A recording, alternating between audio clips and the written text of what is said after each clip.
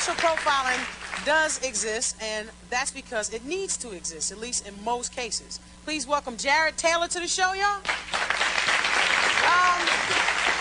Jared, you say racial profiling is just common sense. Tell me why. Well, first of all, it sounds as though the cases we have here are all extremely abusive. I would not attempt to justify them at all.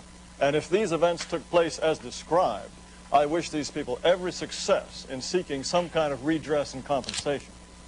What I would say, though, that as a general matter, racial profiling, as practiced by the police, is just one police technique. And, like it or not, no matter how idealistically they start in their careers, virtually every police officer end up doing racial profiling, too, because they discover that there are certain races that commit more crimes than other races.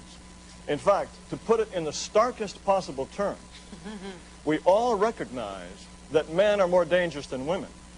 Well, if you take the difference in crime rates between blacks and whites and compare them to those of men and women, you will find that blacks are as much more dangerous than whites as men are more dangerous than women. And to the extent that we accept a certain amount of sex profiling, we have to grit our teeth and accept the fact that it's unpleasant for men to be stopped in disproportion to women, and we have to accept the fact that police are going to be fishing where the fish are likely to bite. Blacks are 13% of the population. Well, Do you know what percentage of the muggings and murders are committed by blacks? How would you know, though?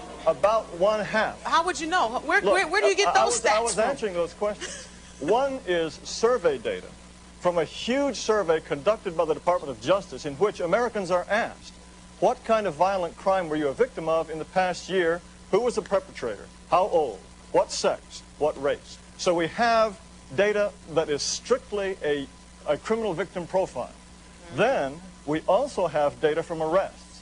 And obviously a lot of crimes go unsolved. But you can't use the arrest because the arrests were profiled arrests. So how can you even bring that into it? Because if you found somebody, say you want to say most drug dealers are black.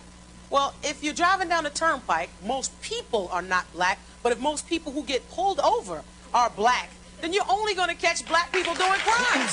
You're never going to catch the white people or any other race. So where do you get? I mean, I'm sorry, I don't. In terms of violent crime, if the American population says half the muggers were black, and the American police across the nation are half the ones they arrest are black, it suggests to me that police are arresting the people who commit the crimes. They're not venting racial prejudice. You check the record, Jeffrey Dahmer, Richard Speck, Ted Bundy, John Wayne Gacy, all of these were white people, and they committed some of the worst. Their victims aren't here to testify. Their victims are not here to even speak up. So which victims are you talking to? You certainly didn't talk to Gacy's victims. I know you couldn't go into the house and dig them up and talk to all of them. That's an excellent point. And the very first case of prominent racial profiling had to do with serial killers. Serial killers are indeed far more likely to be white than black.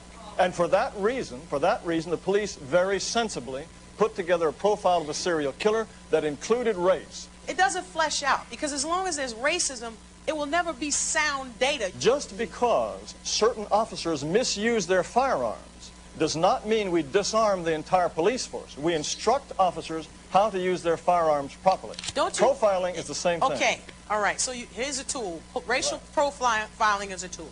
That's right. A gun is a tool. Exactly. Racism is a tool. I mean, like I said, I think it's more of a conditioning. It's, you better watch out for this one, that one. If everybody starts to say, watch out for Johnny, because Johnnies are no good, and nobody's going to pick up a Johnny anymore, you know what I mean? It's idiotic. It makes no sense. Are going to I deserve to be able to get a cab. How about that? Look, I agree. How about that? And I can't. And that's just not fair. Why aren't you fighting for me? Why won't you fight for me? I am deeply sympathetic for people who are falsely considered to be perpetrators when they are then not. Why aren't you on TV for me? Why aren't you on TV for that reason?